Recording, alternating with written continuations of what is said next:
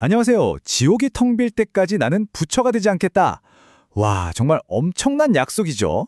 오늘은 바로 이 거대한 약속, 한 보살의 서원에 대한 이야기를 나눠볼까 합니다. 그리고 이 이야기가 어쩌면 벗어나려고 발버둥 칠수록 더 깊이 빠져드는 바로 우리 삶의 문제와 어떻게 연결되는지 한번 파고들어 보려고 해요. 아마 듣고 나시면 정말 깊은 울림이 있을 겁니다. 자, 그럼 시작해볼까요? 모든 이야기는 사실 하나의 질문에서 시작되잖아요. 이번 이야기도 마찬가지인데요. 인간이라면 누구나 겪는 고뇌, 그 가장 깊은 곳을 꿰뚫는 질문에서 한번 출발해 보겠습니다. 이런 느낌? 왠지 익숙하지 않으세요? 아, 또 이러네 하면서요. 분명히 이번엔 다를 거라고 다짐했는데 왜 우리는 계속 같은 자리로 되돌아오는 걸까요? 진짜 보이지 않는 어떤 힘에 이끌리기라도 하는 것처럼 말이에요. 사실 이 문제에 대해서 부처님께서 정말 기가 막힌 비유를 하나 드셨어요. 바로 그물에 걸린 물고기라는 거죠.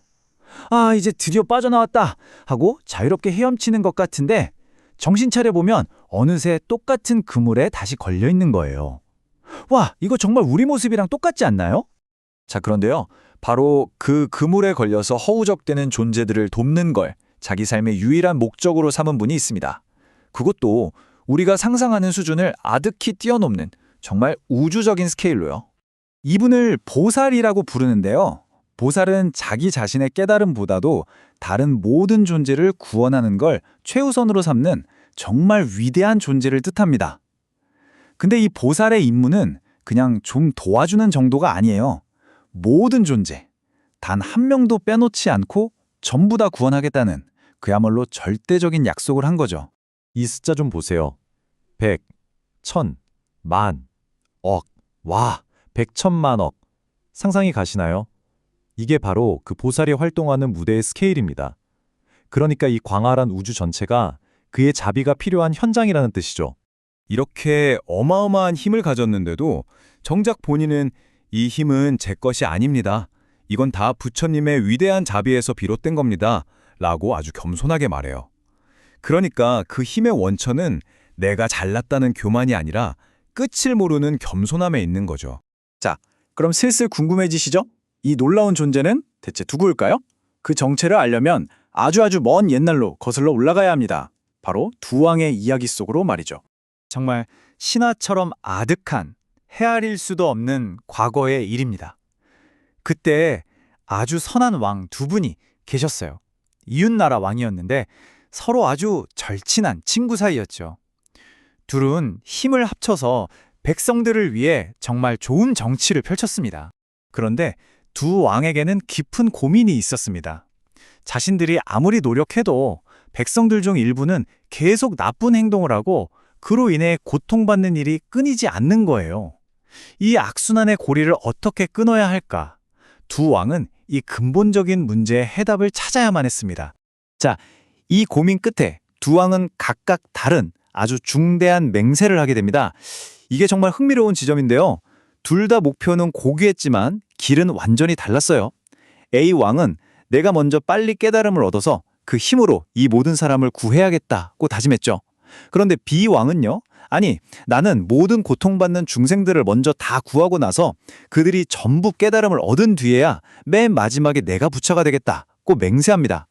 와, 우선순위의 차이가 정말 극명하게 드러나죠? 그래서 먼저 부처가 되어서 중생을 구제하겠다고 했던 A왕은요, 그 맹세대로 정말 위대한 부처, 일체지성취열애라는 부처님이 되셨습니다. 자, 그럼 B왕은 어떻게 됐을까요? 모든 중생을 구한 뒤에야 성불하겠다고 했던 그 왕. 네, 그분이 바로 우리가 오늘 이야기하는 지장보살입니다. 자, 그럼 이제 핵심 질문으로 돌아와 보죠. 왜 지장보살의 이런 서원이 그토록 필요했을까요? 도대체 우리는 왜 그물에 걸린 물고기처럼 자꾸만 똑같은 잘못을 반복하는 걸까요? 그 근본적인 원리를 한번 들여다보겠습니다. 이 거대한 이야기가 결국은 다시 우리 각자의 문제로 돌아오는 거예요. 왜 나쁜 습관, 부정적인 생각의 패턴은 이렇게도 끈질기게 우리를 괴롭히는 걸까요? 정말 왜 이렇게 변하기가 어려운 걸까요? 불교 심리학에서는 그 이유를 아레야식이라는 개념으로 설명하는데요. 이게 뭐냐면 우리 마음속 깊은 곳에 있는 거대한 업의 창고 같은 거예요. 우리가 살면서 했던 모든 생각, 말, 행동 하나하나가 사라지지 않고 이 창고의 씨앗처럼 차곡차곡 저장된다는 거죠. 물론 좋은 씨앗도 있고 나쁜 씨앗도 있습니다. 문제는 우리 마음의 경향성이에요. 기본적으로 마음이란 게 굉장히 불안정해서 처음에 먹었던 좋은 마음, 즉 초심은 시간이 지나면 쉽게 무뎌지고 사라져버려요. 다퇴초심이라고 하죠. 반면에 나쁜 생각은 어떤가요? 한번 시작되면 꼬리에 꼬리를 물고 스스로 몸집을 불려나가죠. 염념증익입니다. 바로 이 경향성 때문에 우리는 자꾸만 익숙한 낡은 패턴으로 되돌아가게 되는 겁니다. 자, 이제 마지막으로 지장보살의 서원이 우리가 생각하는 목표라는 개념을 얼마나 혁명적으로 뒤집어 놓는지 한번 살펴보겠습니다. 제목이 깨달음은 기다릴 수 있다죠. 지장보살에게 성불, 즉 부처가 되는 건 최종 목표, 고린 지점이 아니에요. 그건 단지 모든 존재를 고통에서 구하기 위한 하나의 도구일 뿐이라는 거죠. 이것이야말로 나 혼자 깨닫는 작은 수레가 아니라 모두 함께 가는 커다란 수레, 즉 대승불교 정신의 핵심을 보여주는 겁니다.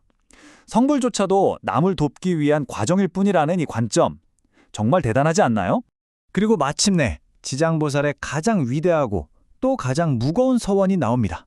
지옥이 텅 빌 때까지 나는 성불하지 않으리라. 모든 고통이 이 세상에서 사라질 때까지 자신의 완성을 무기 안으로 미루겠다는 이 약속의 무게. 한번 조용히 음미해 보시죠.